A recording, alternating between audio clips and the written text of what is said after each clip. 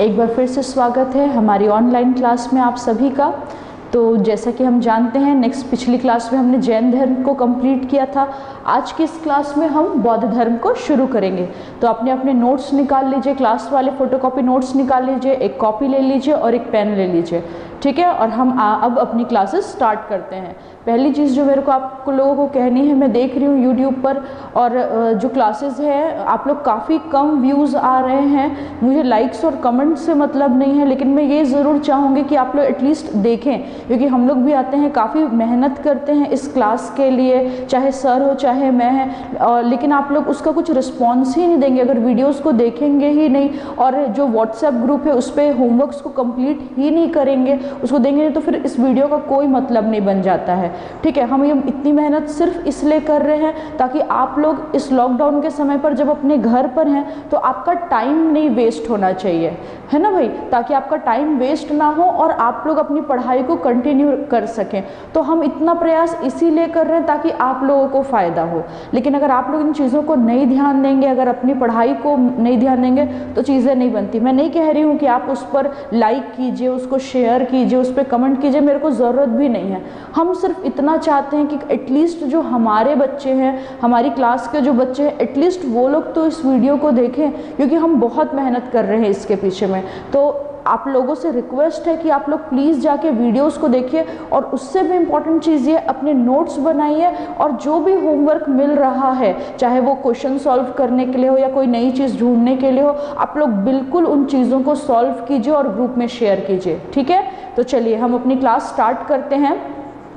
तो जैसे कि हम जानते हैं आज हम क्या पढ़ेंगे, बौद्ध धर्म पढ़ेंगे, ठीक है। ये जो चैप्टर है हम 2 पार्ट में पढ़ेंगे क्योंकि काफ़ी बड़ा है और इसको समझना बहुत ज़्यादा ज़रूरी है। क्यों? क्योंकि बौद्ध धर्म और जैन धर्म ये दोनों ही ऐसे टॉपिक्स हैं जिससे हर साल बिना एक भी साल रुके, चाहे प्रीलिम्स हो चाहे मेंस हो, दोनों में क्वेश्चन पूछता ही है। उनका बहुत ज़्यादा फोकस जो है वो उसके सिद्धांतों पर रहता है। चाहे आप उसके 4 आर्य सत्य को ले लीजिए, अष्टांगिक मार्ग को ले लीजिए, पंच स्कंद को ले लीजिए, त्रिरत्न को ले लीजिए, त्रिस्कंद को ले लीजिए, 10 शील या उसके अन्य जो चीज़ें हैं उस पर इसका बहुत ज़्यादा फोकस रहता है। पीएससी जो है और इसके अलावा दिगर एग्जाम भी जो हैं वो इसके सिद्धांतों पर मुख्य रूप से फोकस करते हैं, ठीक है। तो आज का जो चैप्टर, आज की जो क्लास है, इसमें हम लोग महात्मा बुद्ध का जीवन परिचय देखेंगे, ठीक है। उन्होंने क्या नाम था, माता पिता कौन, कहाँ क्या हुआ, जो उनका सामान्य जीवन परिचय है वो देखेंगे। दूसरी चीज़ हम देखेंगे इसके सिद्धांतों को, ठीक है। तो इसके सिद्धांत कौन कौन से सिद्धांत है, मुख्य जो सिद्धांत है, 4 आर्य सत्य है, अष्टांगिक मार्ग है, पंच स्कंद है, त्रिरत्न है, 10 शील अन्य, ठीक है। तो इन सब चीज़ों को देखेंगे, अष्टांगिक मार्ग को देखेंगे और इसको ना सिर्फ देखेंगे बल्कि अच्छे से समझेंगे भी, क्योंकि प्रीलिम्स अगर आपको प्रीलिम्स पास करना है तो आप डेफिनेटली इतनी चीज़ों को रट के आप पढ़ सकते हैं और आपको समझ में आ जाएंगी चीज़ें, पढ़ के आप प्रीलिम्स पास कर सकते हैं। लेकिन अगर आपको मेंस पास करना है तो आपको इन सिद्धांतों का मतलब जानना ज़रूरी है, ठीक है। इन सिद्धांतों में क्या लिखा है, उसका क्या मतलब है, वो क्या कहना चाहता है, रीज़न क्या है, कारण उसका, ठीक है, वो जानना बहुत ज़रूरी है। और आज की हम क्लास में मुख्य रूप से इन्हीं चीज़ों पर फोकस करेंगे ताकि हम क्या कर सकें, इनको अच्छे से समझ सकें और अगर आंसर आए तो हम उसको लिख सकें। क्योंकि आजकल के जो आंसर हैं आप देखेंगे, पहले क्या था, पहले जो आंसर पैटर्न आता था, क्वेश्चन आंसर जो मेंस में आता था वो किस तरीके से आता था कि आपको डायरेक्ट ही आ रहा है और आपको लंबा अच्छा ज़्यादा पेज भी देता था, मतलब ज़्यादा लिखने का समय मिलता था। लेकिन आजकल कैसा हो रहा है, आजकल आपको आंसर शॉर्ट कर दिया है, सारे शॉर्ट वाले ही आंसर लिखने हैं। तो आप जब छोटे आंसर लिखते हो तो आपकी क्वालिटी अच्छी होनी ज़रूरी है, ठीक है। आप उसमें जितना शब्द यूज़ करते हो उन शब्दों की क्वालिटी, लाइंस की क्वालिटी होना ज़रूरी है और वो तभी आता है जब आप अच्छे से पढ़ें प्लस चीज़ों को समझें कि वो एक्चुअल में बोलना क्या चाह रहा है, उसका मतलब क्या है, पहली चीज़। दूसरी चीज़ ये, अब डायरेक्ट क्वेश्चन तो आ रहे हैं लेकिन जो इनडायरेक्ट क्वेश्चन है, ठीक है, क्वेश्चनों को घुमा के देना वो ज़्यादा शुरू कर रहा है और आने वाले भविष्य में करेगा। तो इन बातों को भी देखते हुए आप इन चीज़ों को बहुत अच्छे से ध्यान रखिए कि आप लोगों को इसके जो सिद्धांत है, विशेषकर जैन धर्म और बौद्ध धर्म, इन दोनों को ही समझना और इसके सिद्धांतों को जानना बहुत ज़्यादा ज़रूरी है, ठीक है। तो आइए हम अपनी क्लास शुरू करते हैं। सबसे पहले हम जीवन परिचय पे आते हैं। तो महात्मा किसके बारे में पढ़ रहे हैं? बौद्ध धर्म के बारे में पढ़ रहे हैं। तो पहली चीज आती है कि बौद्ध धर्म के संस्थापक कौन हैं। ठीक है, तो बौद्ध धर्म के संस्थापक कौन है? तो भाई आप और मैं, हम दोनों जानते हैं बौद्ध धर्म के संस्थापक कौन है? महात्मा बुद्ध। ठीक है, बौद्ध धर्म के संस्थापक कौन है? बौद्ध धर्म के संस्थापक हैं महात्मा बुद्ध, इसके संस्थापक है। ठीक है, अब इनके जीवन परिचय के बारे में आते हैं। तो इनका जन्म कब हुआ था? तो महात्मा बुद्ध का जन्म जो है वो 563 ईसा पूर्व में, ठीक है, कब हुआ था? 563 ईसा पूर्व में। कहां पर हुआ था? कपिलवस्तु के लुम्बिनी ग्राम में हुआ था। ठीक है, कहां पर हुआ था? कपिलवस्तु के लुम्बिनी ग्राम में हुआ था। ये इंपॉर्टेंट है क्योंकि ये कई बार पूछा है कि इनका जन्म कहां हुआ था। तो आपको ध्यान होना चाहिए कि कपिलवस्तु के लुम्बिनी ग्राम में इनका जन्म हुआ था। फिर इनके बचपन का नाम क्या था? तो इनके बचपन का नाम था सिद्धार्थ। ठीक है, इनके बचपन का नाम क्या था? सिद्धार्थ। ये भी आपसे पूछता है और हम जनरली महात्मा बुद्ध और महावीर स्वामी के बचपन के नाम में कंफ्यूज होते हैं। तो कंफ्यूज बिल्कुल नहीं होइएगा, बस आप लोग ध्यान रखिएगा उनके बचपन का नाम वर्धमान था और इनके बचपन का नाम सिद्धार्थ था। महावीर स्वामी के बचपन का नाम क्या था? वर्धमान था और क्या बोलते हैं, महात्मा बुद्ध के बचपन का नाम सिद्धार्थ था। ठीक है, फिर इनका गोत्र कौन सा था? तो ये गौतम गोत्र से आते थे। फिर इनके पिता का नाम क्या था? शुद्धोधर। क्या नाम था इनके पिता का? इनके पिता का नाम था शुद्धोधर। माता का नाम महामाया। ठीक है, क्या नाम था इनकी माता का? महामाया। पत्नी कौन थी इनकी? यशोधरा। ठीक है, इनकी पत्नी कौन थी? यशोधरा। और इनके पुत्र का क्या नाम था? राहुल। ठीक है, फिर से देख लीजिए इनका जन्म कब हुआ था? तो 563 ईसा पूर्व में हुआ था। स्थान कपिलवस्तु के लुम्बिनी ग्राम में हुआ था। बचपन का नाम क्या था? सिद्धार्थ था। गोत्र क्या था? गौतम गोत्र था। फिर पिता का नाम क्या था? शुद्धोधर था। माता का नाम क्या था? महामाया था। पत्नी का नाम क्या था? यशोधरा था। पुत्र का नाम क्या था? राहुल था। ठीक है, ये इनके जीवन का सामान्य परिचय है। अब हम इनके मुख्य भाग में आते हैं। ठीक है, मुख्य भाग में आते हैं। चलिए हम देखते हैं क्या मिलता है कि इन्होंने गृह का त्याग किया था। ठीक है, किसने गृह का त्याग किया था? महात्मा बुद्ध ने अपने गृह का त्याग किया था। अब आता है कि ऐसे मतलब क्यों उन्होंने अपने गृह का त्याग किया था। ठीक है, तो हम जानते हैं ये कैसे परिवार से आते थे? ये एक राजकीय परिवार से आते थे। ठीक है भाई, तो वो एक दिन बाहर निकलते हैं और वो रास्ते में जब वो जाते रहते हैं तो वो रास्ते में एक बूढ़े आदमी को देखते हैं। ठीक, किसको देखते हैं? एक बूढ़े आदमी को देखते हैं। फिर थोड़ा आगे बढ़ते हैं तो फिर वो एक कोढ़ी को देखते हैं। उसके बाद में वो एक शव को देखते हैं और उसके बाद एक सन्यासी को देखते हैं। और इन चारों लोगों को देख के वो इस बात को विचार करते हैं कि इस जीवन का क्या उद्देश्य है। और ये चारों ही घटनाएं जो है उनके मन को क्या करती है? झिंझोड़ देती है। उनको इस बात पर सोचने के लिए मजबूर कर देती है कि मैं जो इतने वैभवशाली जीवन को जी रहा हूं, क्या यही वास्तविकता है? क्या यही सत्य है? क्या यही जीवन इतने में ही सीमित है? और अगर इतने में सीमित नहीं है तो सत्य कहाँ है? निर्वाण सत्य कहाँ है जिसकी ओर मेरे को जाना है? ठीक है, तो वे बचपन से ही इस विचारधारा के थे। तो वो इस बात को सोचते हैं और यही वो रीजन है जिसकी वजह से वो क्या करते हैं? सन्यासी बनने का या अपने घर को छोड़ने का निश्चय करते हैं। ठीक है, अब हम देखेंगे कि उन्होंने अपने गृह का त्याग कब किया था। तो भाई हम इसको देख लेंगे। उन्होंने अपने घर का त्याग जो है वो 29 वर्ष, ठीक है, 29 ईयर्स में उन्होंने अपने गृह का त्याग 29 वर्ष की आयु में किया था। और यह घटना बौद्ध धर्म में क्या कहलाती है? महानिभिष्क्रमण। क्या कहलाती है? महानिभिष्क्रमण। आपसे क्वेश्चन पूछ सकता है, इंपॉर्टेंट है, याद रखिएगा। क्वेश्चन पूछ सकता है कि महानिभिष्क्रमण का क्या अर्थ है? वो बोलेगा उनके जन्म को कहते हैं, ज्ञान की प्राप्ति को कहते हैं, प्रथम उपदेश को कहते हैं, या गृह त्यागने को कहते हैं। तो आपको पता होना चाहिए कि कि महानिभिष्क्रमण का अर्थ क्या होता है, किसको कहते हैं, गृह त्यागने को। कब हुई थी, 29 वर्ष की आयु में इन्होंने अपने घर को त्यागा था, ठीक है, सन्यासियों का जीवन यापन करने के लिए, और उस घटना को क्या कहते हैं, महानिभिष्क्रमण कहते हैं। ठीक है, चलिए आगे बढ़ते हैं। ये महानिभिष्क्रमण होता है, गृह को त्याग करते हैं, उसके बाद में ये क्या करते हैं, आपका ये ज्ञान की प्राप्ति के लिए जाते हैं और साधना करते हैं। तो 29 वर्ष की आयु में निकले थे और लगभग 6 वर्ष तक इनको तपस्या करने के बाद में 35 वर्ष की आयु में क्या मिलता है, 35 वर्ष की आयु में ज्ञान की प्राप्ति होती है। ठीक है, किसकी प्राप्ति होती है, 35 वर्ष की आयु में ज्ञान की प्राप्ति होती है। ठीक है, कहां पर होती है, तो इनको निरंजना नदी तट बोध गया में। अब ये बोध गया कहां है, तो बोध गया कहां है, बिहार में। ठीक है, बोध गया बिहार में निरंजना नदी के तट पर बोध गया में होता है। किसके नीचे, तो बोधि वृक्ष। बोधि वृक्ष क्या होता है, पीपल का वृक्ष। ठीक है, पीपल का वृक्ष, इसी को क्या कहते हैं,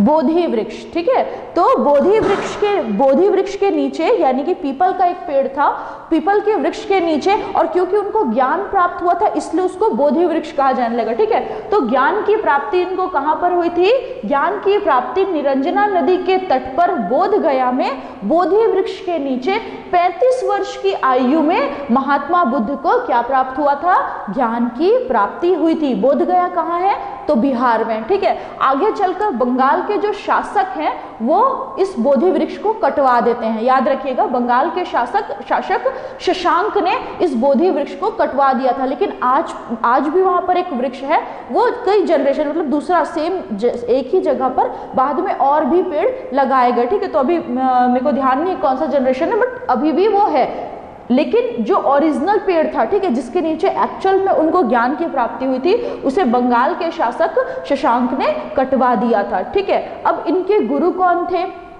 कभी भी हम शिक्षा प्राप्त करें तो किसी गुरु से करते हैं ना भाई, तो महात्मा बुद्ध ने भी अपनी प्रारंभिक जो शिक्षा, प्रारंभिक मतलब जो आध्यात्म की शिक्षा प्राप्त की थी, वो किससे की थी, अलार कालम से की थी। ठीक है, किससे की थी, अलार कालम से की थी। इन्होंने अपने किसकी प्राप्ति, ज्ञान की प्राप्ति। ठीक है, वो उनके गुरु थे। अब आता है यह क्या बोलते हैं, आपका 35 वर्ष की आयु में इन्हें किसकी ज्ञान की प्राप्ति होती है। ठीक है, और ये अपना पहला उपदेश जो है वो ऋषिपत्तन सारनाथ में देते हैं। कहाँ देते हैं, ऋषिपत्तन सारनाथ में ये अपना पहला उपदेश देते हैं। ठीक है, अब किस भाषा में देते हैं, तो पाली भाषा में। कौन सी भाषा में, महात्मा बुद्ध अपना प्रथम उपदेश ऋषिपत्तन सारनाथ में देते हैं। ठीक है, किस भाषा में देते हैं, पाली भाषा में देते हैं। और इस आपका जो प्रथम उपदेश है उसके लिए चिन्ह क्या है, मैं इसको आप लोग को अलग से करवाऊंगी, कौन कौन से चिन्ह है और किसको क्या बोलते हैं तो अलग से करवाऊंगी। बाकी इसको देख लीजिए कि सारनाथ में होता है और इनका चिन्ह क्या होता है, प्रथम उपदेश का चिन्ह क्या है, चक्र। इसको और क्या कहते हैं, इसको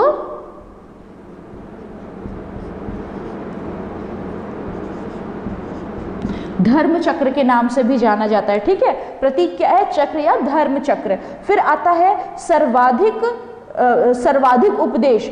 ठीक है, इन्होंने अपना सर्वाधिक उपदेश कहाँ दिया है, तो श्रावस्ती में दिया है। ठीक है, कहाँ दिया है, श्रावस्ती में इन्होंने सर्वाधिक उपदेश दिया है। उसके बाद इनकी मृत्यु कब होती है, तो इनकी मृत्यु जो है वो 483 ईसा पूर्व में कुशीनारा में होती है। कहाँ होती है इनकी मृत्यु कब होती है, 483 ईसा पूर्व कुशीनारा में इनकी मृत्यु होती है। ठीक है, समझ में आ रही मेरी बात। चलिए, तो हमने इसको देखा भाई, ज्ञान की प्राप्ति कब हुई, 35 वर्ष की आयु में हुई। कहाँ पर हुई, निरंजना नदी के तट पर बोध गया में बोधि वृक्ष के नीचे हुई, जो कहाँ पर है, बिहार में है। ठीक है, उसके बाद में जो बोधि वृक्ष था उसको किसने कटवा दिया था, तो बंगाल के शासक शशांक ने इसको कटवा दिया था। इनके गुरु कौन थे, अलार कालम इनके गुरु थे। इनका प्रथम उपदेश इन्होंने कहां पर दिया था? तो प्रथम उपदेश ऋषिपत्तन सारनाथ। कहां पर? ऋषिपत्तन सारनाथ में। किस भाषा में? पाली भाषा में। ठीक है, किस भाषा में दिया था? पाली भाषा में इन्होंने अपना प्रथम उपदेश दिया। फिर देखिए प्रतीक चिन्ह क्या है? तो इनका प्रतीक चिन्ह क्या है? धर्म चक्र। ठीक है, धर्म चक्र या चक्र, हम देखते हैं ना हमारे इसमें भी है चक्र जो हम यूज करते हैं, वही ये है। फिर उन्हें सर्वाधिक उपदेश कहां पर दिया? तो श्रावस्ती में इन्होंने सर्वाधिक उपदेश दिया। फिर इनकी मृत्यु कब हुई? तो इनकी मृत्यु 483 ईसा पूर्व कुशीनारा में हुई। ठीक है, समझ में आया? इनके जन्म से लेकर मृत्यु तक की चीजें हमने देख ली। ये था इनका जीवन परिचय। ठीक है, जन्म कब क्या हुआ, माता पिता कौन, कब गृह त्याग किया, ये सारी चीजें क्या है? इंपॉर्टेंट है। क्यों इंपॉर्टेंट है? क्या चीज है? आपको ये वाला जो पार्ट है उनका सिद्धार्थ भी गोत्र मतलब माता पिता पत्नी पुत्र, ये रैंडम है पूछना, मतलब शायद पूछ ले और वो उतना इंपॉर्टेंट भी नहीं है। लेकिन इसके अलावा की जो चीजें, उनके गुरु का नाम, उनका जन्म का काल, गृह त्याग करना, कहाँ पर ज्ञान की प्राप्ति हुई, उनके गुरु कौन थे, उनका प्रथम उपदेश कहाँ पर हुआ, किस भाषा में हुआ, किस चिन्ह से दर्शाते हैं, सर्वाधिक उपदेश उन्होंने कहां पर दिया, मृत्यु कब हुई, कहां हुई, ये सारी चीजें आप लोगों के लिए जानना बहुत जरूरी है। इसको बिल्कुल रट के घोट के पी जाइए। ठीक है, क्योंकि ये सारी चीजें बहुत क्या है? जरूरी है।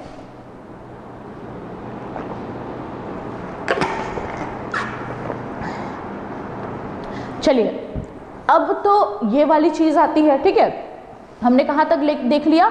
उनके जन्म तक हमने, उनकी मृत्यु तक हमने देख लिया। अब हम छोटी सी चीज पर आते हैं, आप लोग इसको नोट करेंगे। ठीक है, मैं साइड में लिखती हूं और आप लोग इसको नोट कर लेंगे।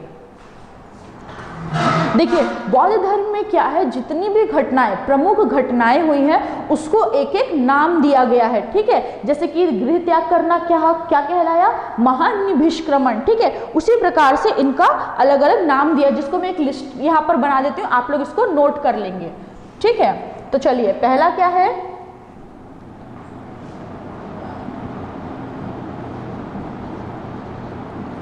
गृह त्याग क्या कहलाया? महानिभिष्क्रमण।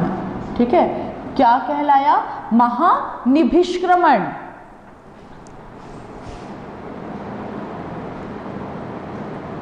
मैं कैमरा आप लोग का थोड़ा सेट कर दे रही हूं। ठीक, दिख रहा है ना?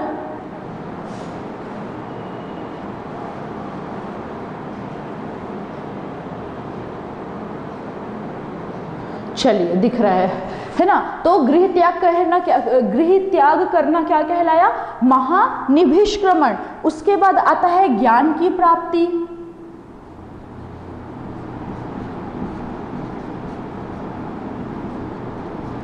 ज्ञान की प्राप्ति, तो ये क्या कहलाया? संबोधन।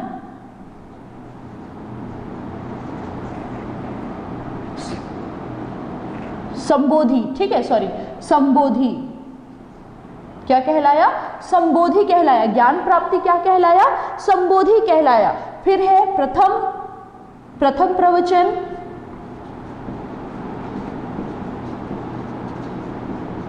प्रथम प्रवचन कहलाया धर्म चक्र प्रवर्तन।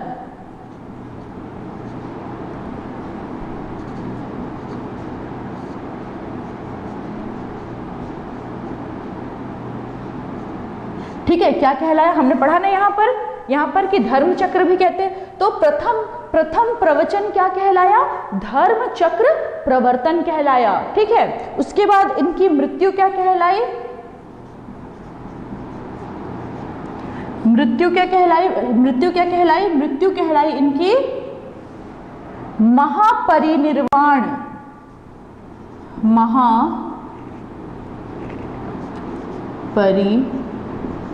निर्वाण। ठीक है, तो एक बार फिर से देख लीजिए, इनका गृह त्याग करना क्या कहलाया? इनका गृह त्याग करना कहलाया महानिभिष्क्रमण। इनकी ज्ञान प्राप्ति क्या कहलाई? संबोधि, ठीक है। धर्म प्रवर्तन क्या कहलाया? प्रथम धर्म प्रवर्तन धर्म चक्र प्रवर्तन कहलाया। फिर मृत्यु क्या कहलाई? महापरिनिर्वाण कहलाई। ये शब्द आप लोगों को याद रखना है। या तो इसको मैच दी फॉलोइंग्स कर कैसा दे सकता है, या फिर आपसे डायरेक्ट पूछ सकता है कि धर्म चक्र प्रवर्तन किसको कहते हैं, या महापरिनिर्वाण से क्या आशय है। तो आपको पता होना चाहिए कि उसका मतलब मृत्यु होता है, ना कि गृह त्याग करना, ना कि ज्ञान प्राप्त करना, ठीक है। तो इसलिए ये इंपॉर्टेंट है, इसको आप लोग अपने इसमें नोट कर लेंगे। चलिए इस तरीके से ये जीवन परिचय वाला पार्ट और ये वाली चीज होती है। एक चीज और नोट करेंगे आप लोग, चिन्ह को, ठीक है। क्या हुआ था, मैं यहीं पर ही लिखवा दे रही हूं, हाँ यहीं पर ही लिखवा दे रही हूं। आपका ये वाला सेक्शन हुआ, इसके बाद में हम देखेंगे कि क्या मिला है। क्या बोलते हैं, घटनाएं और प्रतीक चिन्ह, ठीक है। बौद्ध धर्म में क्या किया गया है कि जो भी प्रमुख घटनाएं हैं, है ना, इनका प्रथम उपदेश है, माता के गर्भ में आना है, इनका गृह त्याग करना है, और क्या करना है मृत्यु है, और इनका जन्म है, सभी को एक एक चिन्ह से दर्शाया गया है। और समटाइम्स उन चिन्ह को भी पूछ लेता है। तो हम क्या करेंगे, उसको एक बार देख लेंगे। सबसे पहले है माता के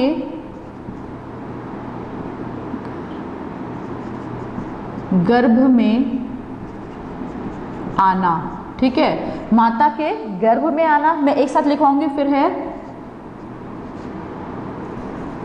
इनका जन्म, और क्या घटना है, जन्म, फिर गृह त्यागना, गृह त्याग, फिर क्या है ज्ञान,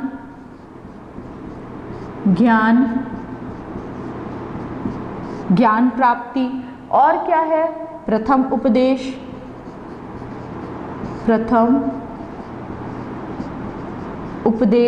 और फिर मृत्यु, ठीक है। तो ये इनके जीवन की प्रमुख घटनाएं हैं जिनको एक एक चिन्ह से क्या किया गया है, दर्शाया गया है। तो हम देख लेते हैं कि इसको किससे दर्शाया गया है। इसको दर्शाया गया है हाथी, ठीक है। तो कहीं पर हाथी का, कहीं पर, हर जगह नहीं, लेकिन जब बौद्ध धर्म हम पढ़ रहे हैं, बौद्ध साहित्य या बौद्ध से संबंधित कोई चीज पढ़ रहे हैं और वहां पर हाथी बना हुआ है, तो उसका मतलब क्या है, वहां पर जब महात्मा बुद्ध के माता के गर्भ में आने की बात को कही जा रही है, ठीक है। उसके बाद क्या आता है, इनका जन्म, तो इसको कमल से लिया जाता है, ठीक है।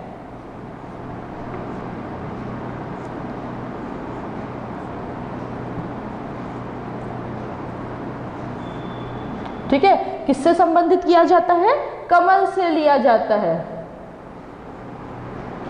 ठीक, मेरी ड्राइंग हमेशा फेमस थी क्लास में, ठीक। चलिए, तो किससे संबंधित किया जाता है, कमल से इसको जोड़ा जाता है या प्रतीक माना जाता है। फिर क्या आता है, गृह त्याग को क्या कहते हैं, घोड़ा, ठीक है। गृह त्याग को किस प्रतीक से चिन्ह किया जाता है कि घोड़ा, जैसे घोड़ा निकलता है चलता है, वैसे ही शक्ति, मतलब घोड़ा किस चीज का प्रतीक है, शक्ति का प्रतीक है ना भाई। तो शक्ति, तेजी का, सामर्थ्य का प्रतीक है। तो उसी तरीके से बताया गया है, जब इन्होंने गृह त्याग किया तो वो एक नई शक्ति के पीछे मतलब एक नई शक्ति की प्राप्ति के लिए गए। तो इसीलिए उसको क्या किया गया है, घोड़े की तरह दर्शाया गया है। फिर ज्ञान की प्राप्ति को बोधि वृक्ष,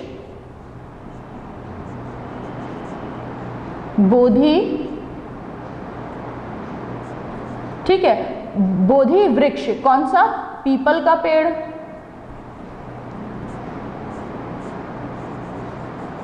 ठीक है। बोधि वृक्ष किसके, ज्ञान की प्राप्ति को बोधि वृक्ष यानी कि पीपल के पेड़ के रूप में दर्शाया जाता है। प्रथम उपदेश जो है वो है धर्म चक्र,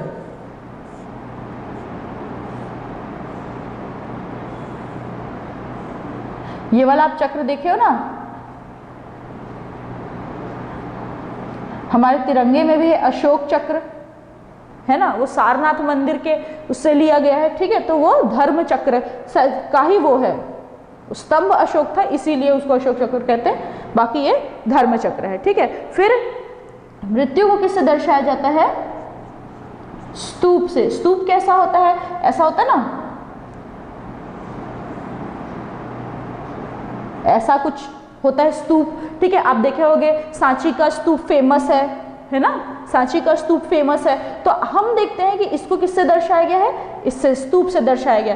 तो इस प्रकार देखिए कि जितने भी प्रमुख उनके जीवन से संबंधित है ना, इन दोनों को हम देख सकते हैं कि उनके जीवन परिचय, उनके जीवन से संबंधित जितनी भी महत्वपूर्ण घटनाएं हैं उसको या तो एक विशेष शब्द से दर्शाया गया है या फिर किससे दर्शाया गया है? एक चिन्ह से दर्शाया गया है। माता के गर्भ में आना, हाथी मतलब बल का प्रतीक। ठीक है, जन्म को कमल से, गृह त्याग को घोड़े से, ज्ञान की प्राप्ति बोधि वृक्ष से, प्रथम उपदेश धर्म चक्र से, मृत्यु जो है वो स्तूप से दर्शाया गया है। फिर से गृह त्याग को शब्द क्या दिया गया है?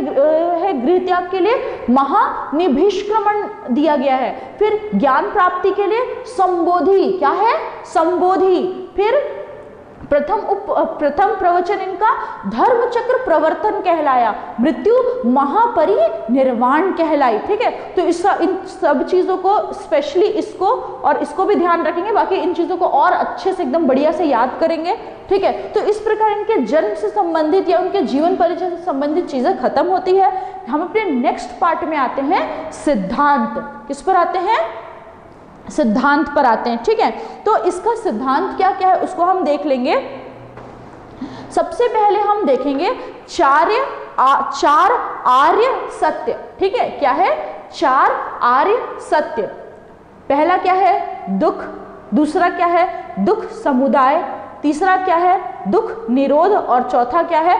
दुख निरोधागामिनी। ठीक है, आप अपने नोट्स खोलिएगा। नोट्स में जाइएगा, पेज नंबर 17। ठीक है, पेज नंबर 17। उसमें क्या लिखा है देखिए, दुख, फिर है दुख समुदाय। दुख समुदाय का मतलब क्या होता है? दुख का कारण। दुख का कारण क्या होता है? दुख का कारण क्या बताया गया है? तृष्णा को। किसको बताया गया है दुख का कारण? दुख का कारण बताया गया है तृष्णा को। फिर उसके बाद क्या है? दुख निरोध। तो दुख का निरोध कैसे हो सकता है? दुख से दूर कैसे रहा जा सकता है? तो तृष्णा को त्याग कर दुख से दूर रहा जा सकता है। फिर है दुख निरोधागामिनी, है ना। दुख निरोधागामिनी मतलब दुख को निरोध करने के लिए, दुख को दूर करने के लिए हम क्या कर सकते हैं? तृष्णा को त्याग कर सकते हैं। और उसके लिए हम क्या कर सकते हैं? उसका निवारण क्या है? अष्टांगिक मार्ग। क्या है? अष्टांगिक मार्ग। ठीक है, अब आप लोग अपनी कॉपी और पेन लीजिएगा, कुछ चीजें नोट कीजिएगा, आपको इससे जल्दी याद होगा। ठीक है, मतलब मैं ऐसी सोच के याद करती हूँ तो मेरे को जल्दी से ये वाला चीज याद हो जाता है। आपको ये मेंस में बहुत काम आएगा, तो इसको आप लोग अच्छे से लिखिएगा। देखिए, इसके सिद्धांत में लिखिए, साइड हेडिंग डालिएगा सिद्धांत, है ना भाई, सिद्धांत। अब सिद्धांत में लिखिए यह धर्म लिखिए, यह धर्म दुख मूलक विचारधारा पर आधारित है। यह धर्म दुख मूलक विचारधारा पर आधारित है। इसके अनुसार जीवन में केवल दुख ही दुख है। जीवन में केवल दुख ही दुख है। दुख का कारण तृष्णा है। दुख का कारण तृष्णा है, इन पर नियंत्रण संभव है। इन पर नियंत्रण संभव है यदि लालसा का त्याग कर दिया जाए तो। यदि लालसा का त्याग कर दिया जाए तो। और इसके लिए अष्टांगिक मार्ग का सिद्धांत दिया गया है। और इसके लिए अष्टांगिक मार्ग का सिद्धांत दिया गया है। ठीक है, इसको लिख लीजिएगा। मतलब ये धर्म क्या है, हम इससे क्या समझते हैं कि जो बौद्ध धर्म है वो दुख पर आधारित है। ठीक है, दुख मूलक बोलना चाहिए। ठीक है, इसमें क्या कहा गया है कि जीवन में जो कुछ भी है ठीक है। जीवन में जो कुछ भी है वो क्या है, सिर्फ दुख है। जीवन में हमको जो कुछ मिलता है वो दुख है। क्यों दुख है? क्योंकि वो चीजें क्षणिक होती है ना, परमानेंट नहीं होती। अगर आप खुश हैं क्योंकि आज आप पास हो गए तो भैया अच्छी बात है, आप पास हो गए, लेकिन प्रीलिम्स पास करने के बाद में मेंस भी तो बाकी है। अगर मेंस नहीं पास करोगे तो फिर दुख हो जाएगा, होगा कि नहीं? तो क्या प्रीलिम्स की जो खुशी है वो कंटिन्यू रहती है? क्या वो हमेशा हमेशा के लिए खुशी रहती है?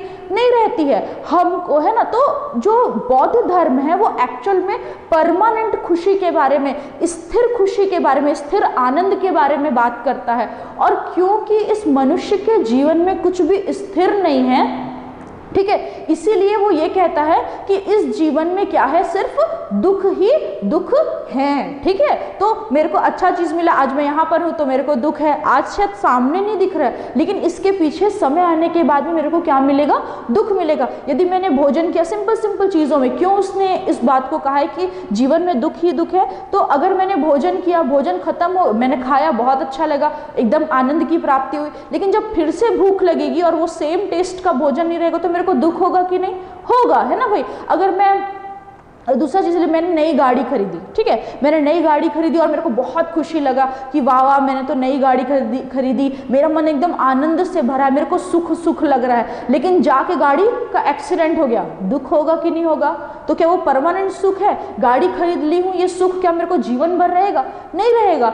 अगर एक्सीडेंट नहीं होगा तो 10 साल 12 साल 20 साल बाद वो गाड़ी पुरानी हो जाएगी, ठीक है, तो वो क्या वो नएपन की खुशी रहेगी क्या? नहीं रहेगी। तो इसीलिए उन्होंने कहा है, बौद्ध धर्म जो है वो दुख मूलक इसीलिए कहा जाता है क्योंकि वो कहता है कि इस जीवन में जो कुछ भी है वो दुख ही दुख है, क्योंकि जो खुशियां हमको मिलती वो टेम्परेरी होती है, परमानेंट नहीं होती, है ना भाई।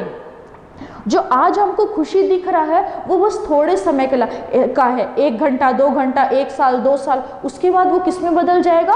दुख में बदल जाएगा। इसीलिए वो एक परमानेंट खुशी के बारे में बात करता है, ठीक है, एक ऐसा आनंद जो हमेशा स्थायित्व रहे। अब वो किस तरीके का आनंद है? वो एक है आध्यात्मिक आनंद, ठीक है, वो कैसा है? दार्शनिक आनंद के बारे में बात करता है, आध्यात्मिक आनंद के बारे में बात करता है। वो इस बात को बात करता है कि कैसे हमें आध्यात्म का, ईश्वर मतलब कि कैसे हम आध्यात्म का प्राप्त कर सकते हैं, कैसे हमारे मन में शांति रह सकती है, क्योंकि यदि मन में शांति और स्थिरता रहेगी तो हमको क्या नहीं होगा? दुख नहीं होगा, ठीक है। हम इस चीज को और अच्छे से समझेंगे और खुश रह पाएंगे। खुश मतलब एक स्थिर भाव के रूप में उसको दिखाया गया है।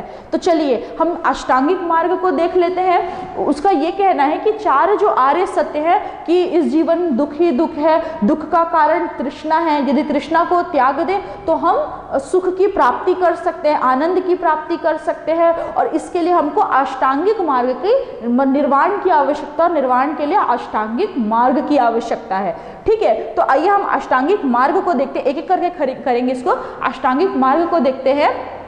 अष्टांगिक मतलब 8 रास्ते, ठीक है। क्या है अष्टांगिक मार्ग का मतलब? 8 रास्ते।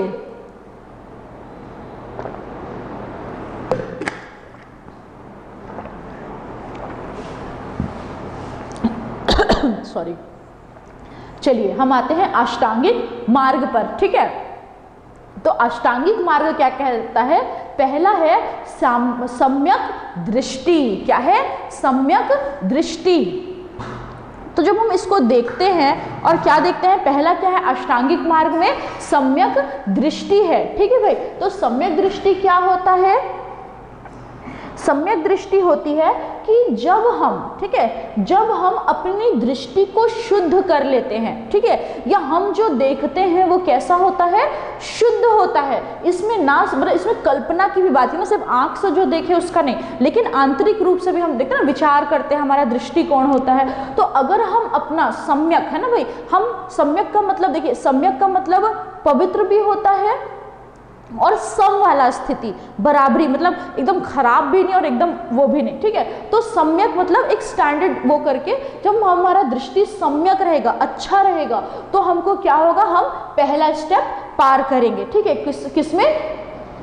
आंख सबसे पहले आती है। हम अगर आंखों से कोई दोष ना करें, हम अपनी दृष्टि को क्या रखें, सम्यक रखें। दूसरा है संकल्प, ठीक है, क्या है दूसरा, संकल्प। जब हमारा संकल्प सम्यक होता है, हम कोई भी चीज का निर्णय लेते हैं, हम कोई भी चीज का प्रण करते हैं, तो वो क्या होना चाहिए, सम्यक होना चाहिए, शुद्ध होना चाहिए। फिर है सम्यक वाणी, ठीक है, सम्यक वाणी का मतलब है हम जो बोल रहे हैं, ठीक है, वो कैसा होना चाहिए, सम्यक, अर्थात अच्छा होना चाहिए, शुद्ध होना चाहिए। ऐसा नहीं कि मैं आके तो बहुत अच्छा बात कर रही हूँ लेकिन पीठ पीछे बहुत सारी बुराइयां कर रही हूँ या चीज़ों को खराब कर रही हूँ, दूसरों को कटु वचन बोल रही हूँ, ऐसे शब्दों का प्रयोग कर रही हूँ दूसरों के लिए जिससे उनको तकलीफ होता है, ठीक है, बुराई कर रही हूँ, क्लेश है, द्वेष है मेरे मन में बहुत ज़्यादा, और वही मेरे मुँह से निकलता है। हम बोलते हैं ना, जो हम सोचते हैं वही हमारे मुँह से निकलता है। तो अगर मेरे मुँह से ऐसी बुरी बातें निकल रही हैं तो क्या मेरी वाणी सम्यक की दृष्टि में आएगी, नहीं आएगी, ठीक है। क्यों नहीं आएगी, क्योंकि वाणी का सम्यक होने के लिए उसका शुद्ध होना आवश्यक है, और शुद्ध वाणी के लिए हमको अच्छी चीजें, दूसरों को आशीर्वाद देना, अच्छी बातें करना, दूसरों को समझाना, ना कि उनकी कमी निकालना। तो इस तरीके का जो आचरण है, इस तरीके की वाणी का प्रयोग जो है वो किसमें आएगा, सम्यक। अब इसमें यह भी आता है, अगर मैं शायद सही चीज़ बोलूं लेकिन अगर किसी को मैं गलत तरीके से बोलूं, मैं चिल्ला के बोलूं, गुस्से से बोलूं, वो सही चीज़ क्यों ना हो, लेकिन अगर मैं गुस्से से बोलूं तो वो भी क्या है, सम्यक वाणी के अंतर्गत नहीं आएगी। अगर मेरे को कोई चीज़ बोलनी भी है तो मैं उसको प्रेम के साथ, आदर के साथ, सम्मान के साथ बोलूं, ठीक है। फिर है सम्यक कर्म। अब सम्यक कर्म क्या होता है कि हर एक मनुष्य, देखिए जो बौद्ध धर्म है, हम उसको पढ़ेंगे आगे और भी, कि जो बौद्ध धर्म है वो कर्म प्रधान है, ठीक है, क्या है, कर्म प्रधान है, ये आत्मा और कर्म प्रधान है, ठीक है। ये क्या कहता है,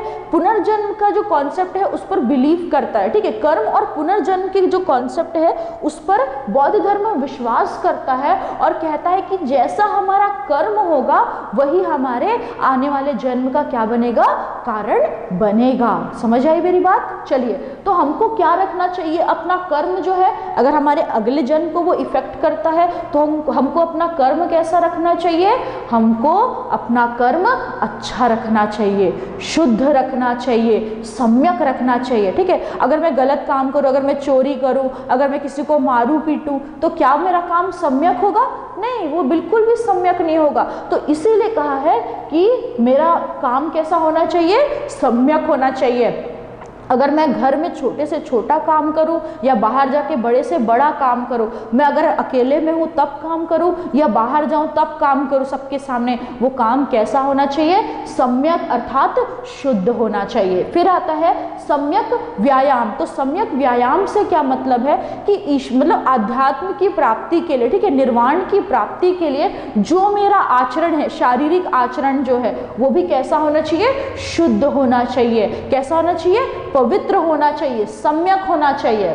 फिर है सम्यक आजीविका, ये बहुत इंपॉर्टेंट है। अब क्या होता है, कुछ लोग बोलते हैं काम तो काम होता है, ना छोटा होता है ना बड़ा होता है, ना सही होता है ना गलत होता है। कई बार लोग गलत काम करते हैं और बोलते हैं ये तो हमारा काम था। इसीलिए महात्मा बुद्ध ने एक अलग से सेक्शन दिया अष्टांगिक मार्ग का कि आपकी जो आजीविका है, ठीक है, आजीविका मतलब हम जिससे अपना जीवन यापन करते हैं, वो कार्य जिससे हम अपना घर चलाते हैं, हम अपना जीवन यापन करते हैं, वो भी कैसा होना चाहिए, सम्यक होना चाहिए। आपने चोरी की और कहा कि ये तो मेरा काम है इसलिए मेरा काम ठीक है, तो ऐसा नहीं चलेगा। अगर आप अपना कोई भी काम कर रहे हो उसमें लोगों को धोखा दे रहे हो, उनको चीट कर रहे हो, उनको बोल रहे हो कि नहीं यार ये चीज़ खराब है, और फिर बोलते हो कि ये तो मेरा काम है और मैं बिजनेसमैन हूँ या मैं नौकरी पेशा हूँ और अच्छे से करता हूँ, तो ये नहीं चलेगा। क्योंकि उन्होंने क्या कहा है, आपका आजीविका कैसा होना चाहिए, सम्यक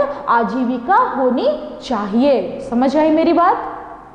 चलिए फिर आगे देखते हैं सम्यक स्मृति, ठीक है। सम्यक स्मृति का क्या मतलब होता है, हमारी जो याद होता है, ठीक है। कई बार हमारे जीवन में देखिए ऐसी परिस्थितियां आती हैं कि हम बुरी चीजें होती है और मनुष्य के साथ में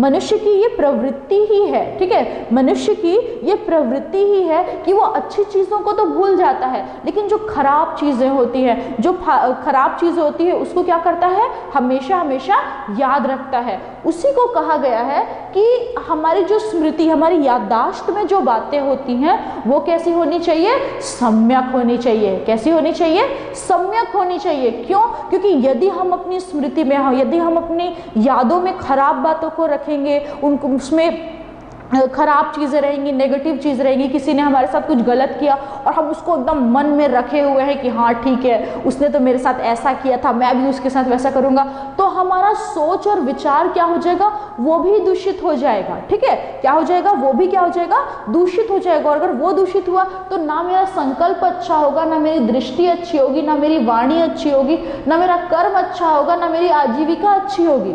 इसीलिए कहा गया है कि सम्यक स्मृति, जो मेरी यादें हैं, अच्छी यादों को याद रखो, बुरी यादों को जाने दो। बोलते हैं ना ऐसे कि जो अच्छी बातें होती है उसको हमको याद रखना चाहिए, बुरी बातों को जाने देना चाहिए। तो वही चीज़ है कि हमारा जो दृष्टिकोण है, सॉरी, हमारी जो यादें हैं वो कैसी होनी चाहिए, हमको अपने दिमाग में उन्हीं स्मृतियों को, उन्हीं चीज़ों को रखना चाहिए जो कि अच्छी हैं, शुद्ध हैं। फिर है सम्यक समाधि। ठीक है, तो जो हमारी समाधि होना चाहिए वो भी कैसी होनी चाहिए, सम्यक। सम्यक समाधि से क्या मतलब होता है, तो समाधि का मतलब सीधे नहीं कि मर गए और वो समाधि सम्यक। ठीक है, तो इसका मतलब ये है, सम्यक समाधि का मतलब ये है कि समाधि को बोलते हैं ना, समाधि धारण करते हैं तो हमेशा मृत्यु नहीं। जब हम कुछ सोच विचार, मान लीजिए अगर मैं तपस्या करो, ठीक है, तो उस समय पर जो मेरा चित्त लगना चाहिए, है ना, चित्त की जो एकाग्रता है लगना चाहिए, वो शुद्ध होना चाहिए। जैसे कई बार अगर हम आंख बंद करके अभी बैठे हैं, चलो मैं समाधि में बैठते हैं हम लोग, अगर ऐसे सोचे तो याद आएगा, आंख बंद करेंगे तो थॉट आएगा, अच्छा उसने तो मेरे को ये बोला था, अच्छा मैडम तो वो वाला चीज़ पॉइंट छोड़ दी थी, अरे सर का ये वाला चीज़ बचा हुआ था, अरे आज मम्मी को बोलूँगा ये वाला खाना बनाए, अरे आज तो ये है, आज मैं 4 घंटा वीडियो देखूंगा। तो ऐसे बहुत सारे विचार आते हैं। लेकिन समाधि, सम्यक समाधि का मतलब है जब हमारा मस्तिष्क क्या होता है, सम्यक होता है। ठीक है, जब हमारी बुद्धि क्या होती है, सम्यक होती है, तब हम चित्त लगाते हैं तो वो एकाग्र हो पाता है। ठीक है, अगर मैं आंख बंद करके किसी एक चीज पर चित्त लगाऊं तो मेरा चित्त कैसा होना चाहिए, एकाग्र होना चाहिए, मेरी मानसिकता में और दिगर चीजें नहीं आना चाहिए।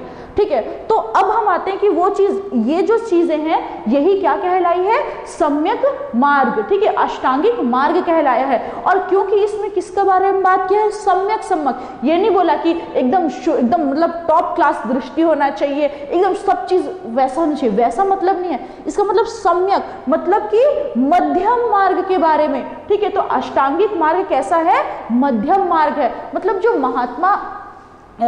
महात्मा बुद्ध थे, उनकी विचारधारा ये थी कि भाई अगर मैं ज्यादा क्या करूं,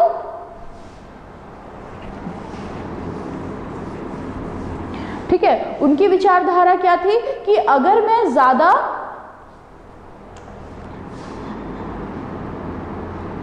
क्या थी कि अगर मैं बोलूं कि ये एक लाइन है, ठीक है, मैं बोलूं कि नहीं अगर ज्यादा विलासिता में जियो तो भी अच्छा नहीं है, एकदम गरीब भिखारी जैसे जियो तो भी अच्छा नहीं है, तो वो चीज को बीच में मेंटेन रखना है। हमारा जो वाणी है वो भी बीच में मेंटेन रखना है। ठीक है, कहने का मतलब ये है कि जो महात्मा बुद्ध थे, उन्होंने सम्यक मध्यम मार्ग, ठीक है, किसके बारे में बात किया, मध्यम मार्ग के बारे में। ना तो बहुत ज्यादा विलासिता होना चाहिए और ना ही बहुत ज्यादा आप कंट्रोल में, कठोरता के साथ भी नहीं, आपको बीच का मार्ग चुनना है। ठीक है, कैसा मार्ग चुनना है, बीच का मार्ग, और उसी को क्या कहा गया है, मध्यम मार्ग कहा गया है। इसको और क्या कहते हैं, मध्यम प्रतिपदा। क्या कहते हैं, मध्यम प्रतिपदा के नाम से भी जाना जाता है। ठीक है, किसको, अष्टांगिक मार्ग को। तो ये आपको याद रखना चाहिए कि जो बौद्ध सिद्धांत है वो ना तो अति के बारे में बात करता है, अति जीवन शैली के, अति वैभवपूर्ण के बारे में बात करता है, और ना ही अति निम्न स्तर के बारे में बात करता है, बल्कि वो कैसे बात करता है, वो बात करता है मध्यम मार्ग के बारे में, ठीक है। वो किसके बारे में बात करता है? मध्यम मार्ग के बारे में बात करता है। वो बात करता है कि हमको सम्यक रखना है, ना तो ज्यादा सुख से जीना है और ना तो ज्यादा दुख से जीना है, ना तो अपने जीवन को बिल्कुल खुले सांड की तरह छोड़ देना है कि जाओ जो करना है करो, और ना ही इतना बांध के रखना है कि जीवन ही में कुछ रस ना रहे, ठीक है। तो उन्होंने मध्यम मार्ग के बारे में बात किया है, ठीक। तो ये प्रमुख चीजें हैं। इसके बाद हम क्या देखेंगे? पंच स्कंद को देखेंगे, ठीक है। ये कहना चाहिए कि एक तरीके से मनुष्य के जीवन को बताता है, ठीक है। किसको बताता है? मनुष्य के जीवन को बताता है। तो क्या होता है पंच स्कंद? मैं यहां पर लिख देती हूँ, ठीक है। जीवन परिचय तो आप लोग देख ही लिए हैं, मैं इसको यहां पर लिख देती हूँ।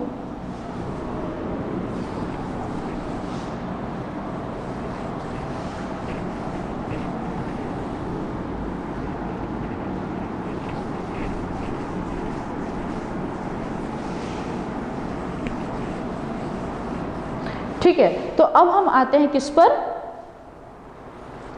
नेक्स्ट हमारा क्या था? पंच स्कंद। पंच स्कंद, ठीक है। अब पंच स्कंद क्या होता है? तो पंच स्कंद है रूप,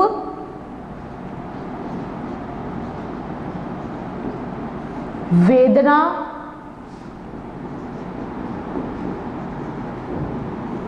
संज्ञा,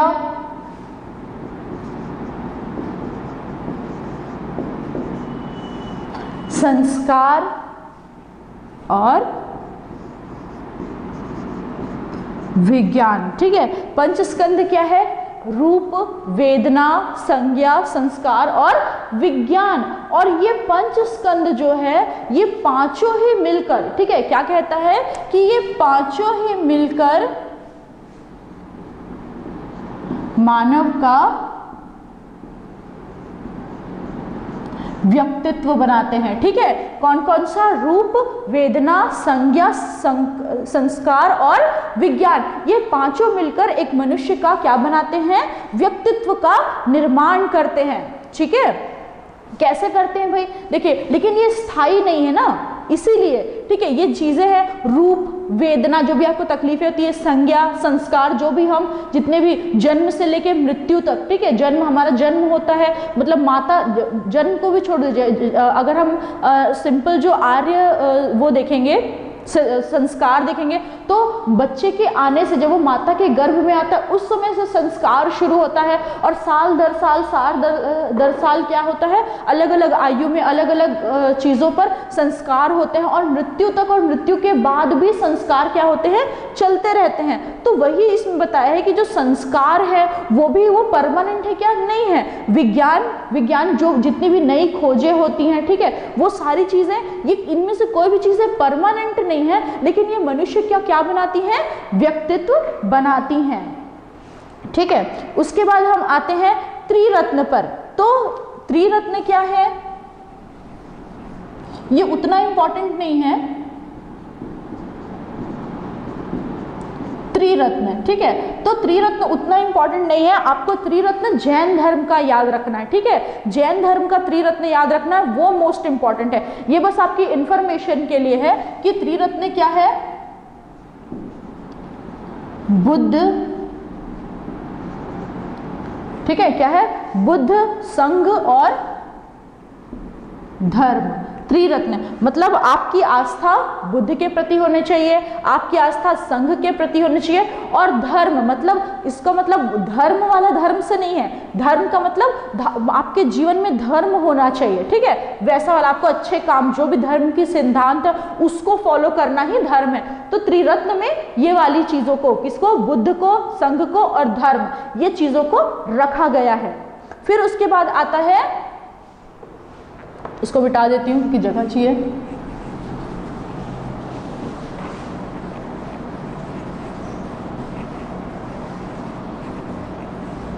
आप जब भी क्वेश्चन पेपर पढ़ते हो ना, आप लोग ये चीज याद रखिए कि एक कोई भी एक किसी भी राइटर का, किसी भी पब्लिकेशन का एक बुक लीजिए जिसमें प्रीलिम्स के क्वेश्चंस दिए हो, ठीक है, आपका ऑप्शन वाले टाइप में क्वेश्चन दिए हो, चाहे कोई सा भी राइटर, मैं कोई सजेस्ट नहीं करूंगी, आप लोग को जो भी अच्छा लगे आप एक लीजिए। ये ध्यान रखिएगा कि उसमें पीएससी के क्वेश्चन हो, फॉल्स क्वेश्चन नहीं। मतलब क्या होता है आजकल बहुत सारे, आपको मार्केट जाएंगे आप तो आप लोगों को क्या मिलेगा, आपको वेराइटीज ऑफ ऑप्शन वाला बुक्स मिलेंगे, ठीक है, कि इसमें 5000 क्वेश्चन, 10,000 क्वेश्चन, 20,000 क्वेश्चन, ऐसे वाला आपको उसको नहीं लेना है। अगर हम इतनी ही चीज़ों को देखें, इससे मैं अगर क्वेश्चन बनाना चाहूँ तो शायद 100 क्वेश्चन बना दूँ सिर्फ इतनी चीज़ों से, अलग अलग। लेकिन सच बात यह है कि जितना यहाँ अभी इसकी बात है ना, यहाँ से लेके यहाँ तक की बात करूँ तो अगर वैल्यूएबल एक्चुअल में जो पीएससी पूछ सकता है उसके शायद 10 ही क्वेश्चन होंगे, मुश्किल से 8 या 10 क्वेश्चन बनेंगे इतने से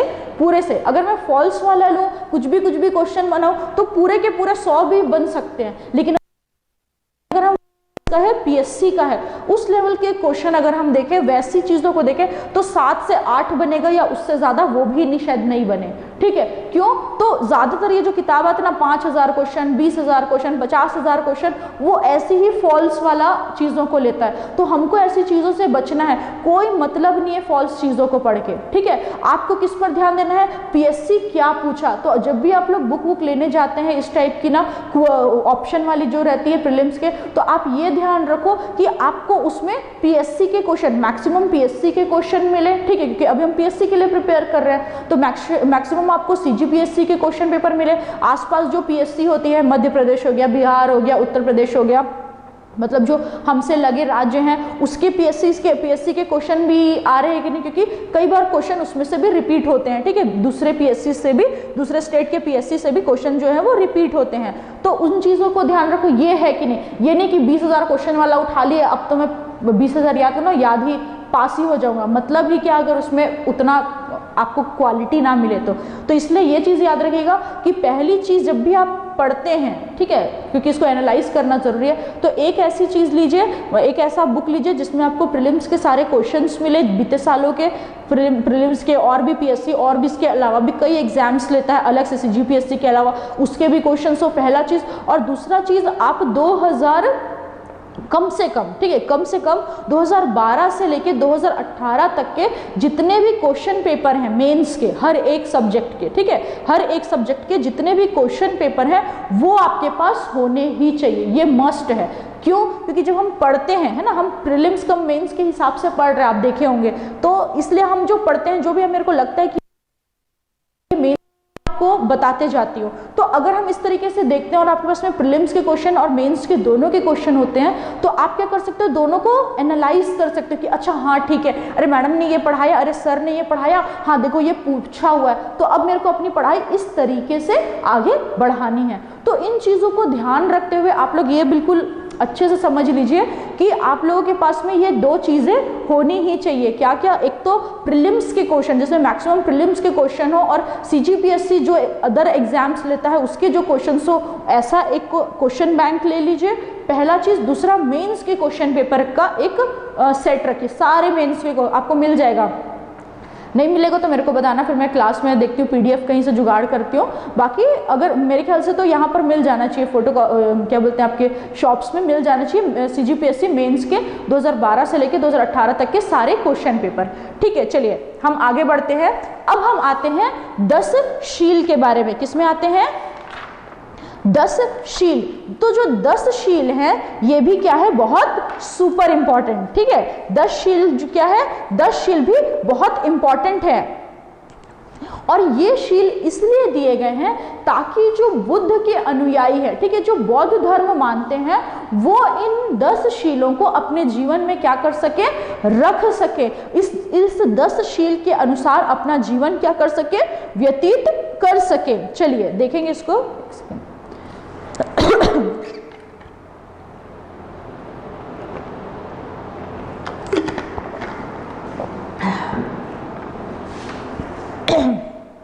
ठीक है, तो ये है किसके लिए उल्लेख किया गया है, बौद्ध धर्म के अनुयायियों के लिए। तो ये 10 शील क्या है देख लेते हैं।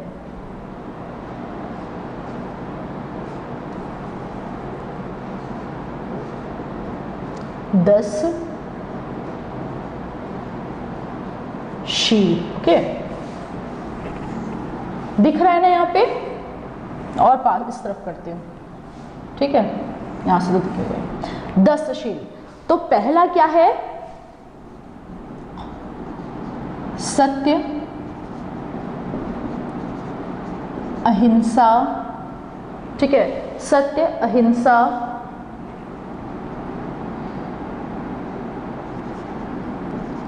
अस्तेय, और क्या है,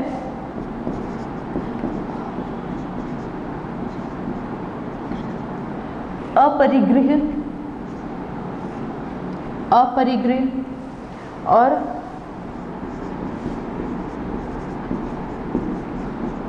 ब्रह्मचर्य। ठीक है, फिर ये हुआ।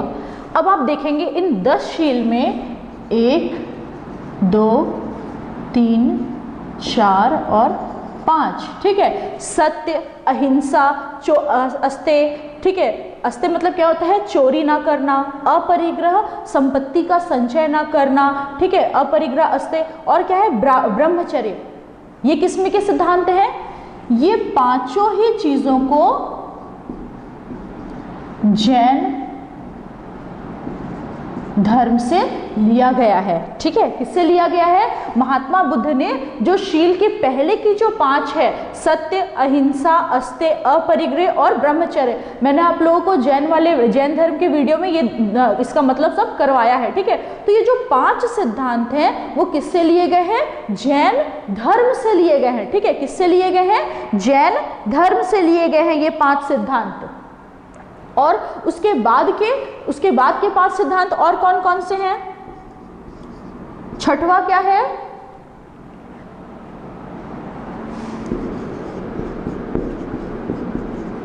कोमल, मैं लिख देती हूं उसको,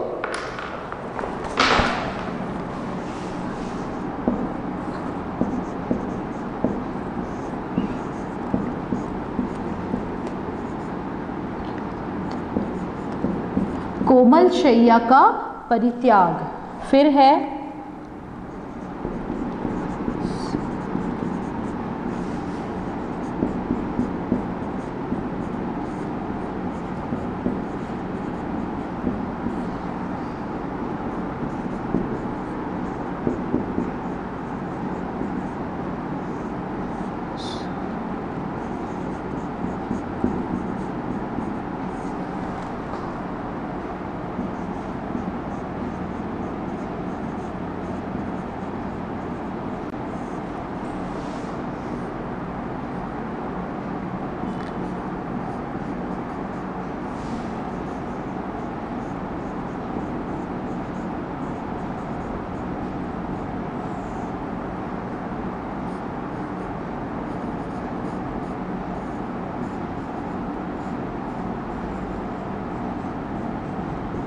ठीक है। तो आप देखेंगे कि 5 तो हो गया, छठवां क्या है, कोमल शैया का परित्याग, 7वां असमय भोजन न करना, 8वां सुगंधित भोजन का परित्याग, 9वां नृत्य का परित्याग, और 10वां क्या है, नशा न करना। ठीक है, तो इस प्रकार से ये जो 10 शील हैं, ठीक है, इस प्रकार से ये जो 10 शील हैं वो किसके लिए है, किसके लिए है ये 10 शील, ये जो 10 शील हैं वो जो बौद्ध धर्म का अनुसरण करते हैं, ठीक है, जो भी बौद्ध लोग हैं, बौद्ध धर्म को मानने वाले हैं, उनके लिए इन 10 को फॉलो करना आवश्यक है। एक बार फिर से देख लेंगे कौन कौन से हैं, सत्य, अहिंसा, अस्तेय, अपरिग्रह, ब्रह्मचर्य, इसको जैन धर्म से लिया गया है। फिर है कोमल शैया का परित्याग करना, मतलब जो सॉफ्ट एकदम डनलप का गद्दा लगा के सोते हैं ना, तो बौद्ध धर्म क्या कहता है कि आप उस कोमल शैया पर, उस कोमल शैया का भी क्या कर दो, त्याग कर दो। इसका मतलब ये नहीं कि आपको जाके कांटों में सोना है ना भाई, इसका मतलब ये है कि आप सामान्य, आपको मतलब वहां से भी अपने वैभव को हटाना है ना, और हमको सामान्य परिस्थितियों में सोना है। फिर है असमय भोजन न करना, मतलब खाने का आपका समय होना चाहिए, जब मन किया तब खा लिए, ये वाला चीज, जब लालसा की तब खा लिए, ये चीज नहीं होनी चाहिए। फिर है सुगंधित भोजन का परित्याग करना। फिर है नृत्य का परित्याग। नृत्य से मतलब है कि जो मनोरंजन की चीजें हैं, है ना, उनका भी क्या करना है, हमको परित्याग करना है। फिर है नशा ना करना, किसी भी प्रकार की मादक वस्तु, किसी भी प्रकार की नशा की वस्तु को भी क्या करना है, नहीं यूज करना है। अब आता है कि ये चीजें क्यों जरूरी, स्पेशली ये सारी चीजें। तो देखिए क्या होता है, जब हम अपने आप को वैभव में डालते हैं, है ना, चाहे वो एकदम नींद जो है व्यक्ति के लिए बहुत आवश्यक है, तो हम सुख की नींद जो बोलते हैं ना, अगर हम वैसा जीवन जीते हैं, अगर हम असमय जब मन किया, तो वो लालसा को आपके बढ़ा रहा है ना, आपको धर्म के मार्ग से, आपको जो निर्वाण के मार्ग से अलग करेगा कि आपका मन उधर जाएगा। असमय भोजन, सुगंधित भोजन ना, आज तो बहुत अच्छी खुशबू आ रही है, बोलते हैं कि नहीं बोलते हैं, तो हमारी लालसाओं को ये क्या करता है, जगा देता है असमय भोजन करना, सुगंधित भोजन को। फिर नृत्य का परित्याग करना, तो जब हम नृत्य में जाते हैं, ठीक है, जब नृत्य किया जाता है, जब हम मनोरंजन को अपनाते हैं, तो ना सिर्फ ये बल्कि बहुत से ऐसे धर्म है, ठीक है, आप कई ऐसे धर्मों को देखेंगे जिसमें कोई भी मनोरंजन की जो चीज़ है उसको, उस पर निषेध लगाया गया है।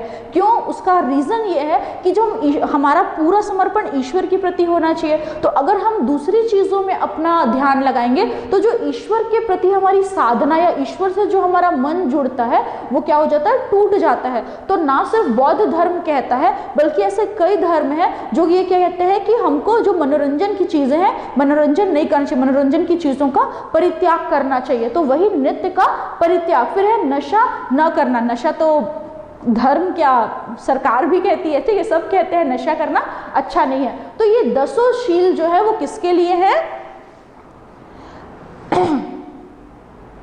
किसके हैं ये बौद्ध धर्म के 10 शील हैं। अब इनका उद्देश्य क्या है, हम इन 10 शील को जब देखते हैं तो इसमें पाते हैं कि ये जो 10 शील है ये एक आपके चरित्र को, है ना, एक श्रेष्ठ चरित्र के निर्माण के लिए लाई गई हैं। ठीक है, चलिए ये हुआ 10 शील। अब हम इसके अन्य बिंदुओं पर जाते हैं जिसको आप लोग क्या करेंगे, नोट कर लेंगे। ठीक है, वैसे आपको कोर्स में दिया हुआ है, बाकी आप लोग इसको नोट भी करेंगे। चलिए तो हम इसको लिखते हैं। बौद्ध धर्म के विषय में ही जानकारियां हैं, कुछ कुछ चीजें हैं। इस वीडियो में हम बस यहीं तक करेंगे। इसका जो अगला वीडियो हम बनाएंगे, उस अगले वीडियो में पार्ट 2 जो आएगा बौद्ध धर्म का, क्योंकि काफ़ी बड़ा है ना, तो बौद्ध धर्म का जो अगला वीडियो होगा उसमें हम संघ व्यवस्था को देखेंगे, बौद्ध संगीतियों को देखेंगे, बौद्ध संप्रदाय को देखेंगे, ठीक है, जो अलग अलग भागों में बंट गए थे, और बौद्ध साहित्य को डिटेल से देखेंगे थोड़ा, क्योंकि उसको भी पढ़ना ज़रूरी है। ठीक, और तीसरी चीज़ ये करेंगे कि बौद्ध और जैन धर्म में पहला चीज़ समानताएं देखेंगे और दूसरा चीज़ उसमें अंतर देखेंगे, क्योंकि मेंस की दृष्टिकोण से ये इंपॉर्टेंट हो जाता है। चलिए तो आते हैं हम अन्य बिंदुओं पर।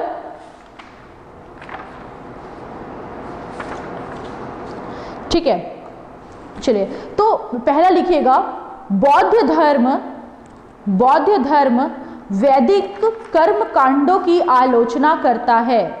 बौद्ध धर्म वैदिक कर्म कांडों की आलोचना करता है। ठीक है, तो जो बौद्ध धर्म है वो क्या करता है, जो भी वैदिक धर्म है, जैन धर्म के समान ही जो वैदिक धर्म का कर्म कांड था, ठीक है, जितने भी आडंबर हुआ करते थे, जितने भी थे, उसका ये क्या करता, उसका विरोध करता था। दूसरा लिखिए, मूलतः यह एक अनीश्वरवादी धर्म है। मूलतः यह एक अनीश्वरवादी धर्म है, क्योंकि बुद्ध ने ईश्वर और आत्मा के विषय पर मौन रखा है। ठीक है, तो जो बौद्ध धर्म है, महात्मा बुद्ध जो थे उन्होंने एकदम से नहीं नकारा है। मतलब जैन धर्म तो सीधे उस सत्ता को नकारता है ना, मतलब ईश्वर की सत्ता को नकारता है, लेकिन जो महात्मा बुद्ध हैं उन्होंने नकारा नहीं है। वो इन दोनों ही मामलों पर क्या है, चुप है। किसके किसके मामलों पर, आत्मा के बारे में और किसके बारे में, एक तो आत्मा के बारे में और ईश्वर के बारे में चुप है। लेकिन ये क्या करते हैं, नेक्स्ट पॉइंट लिखेगा, किंतु इस धर्म में कर्म और पुनर्जन्म की मान्यता कर्म और पुनर्जन्म की मान्यता अवश्य है, सॉरी, है ना, अवश्य है, किंतु इस धर्म में कर्म और पुनर्जन्म की मान्यता अवश्य है। फिर महात्मा बुद्ध के पुनर्जन्म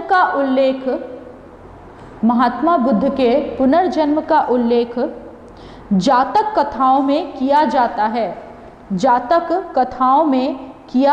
है।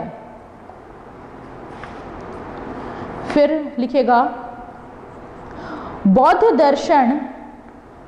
दर्शन क्षणिकवादी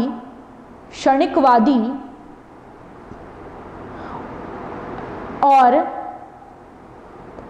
अंतःशुद्धिवादी है। ठीक है, मतलब ये क्षणिकवादी है और अंतःशुद्धि आंतरिक रूप से शुद्धिवादी है ना, तो क्षणिकवादी और अंतःशुद्धिवादी है।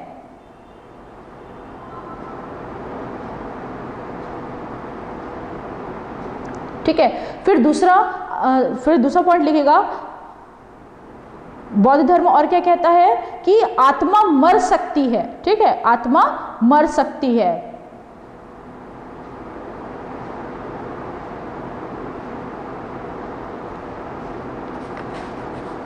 लिखे, ठीक है। तो इस प्रकार से कुछ इंपॉर्टेंट चीज थी जो मैं आपको लिखवा दी। इसी के साथ में हमारा जो आज की क्लास है वो खत्म होती है। आज की क्लास हमारी खत्म होती है।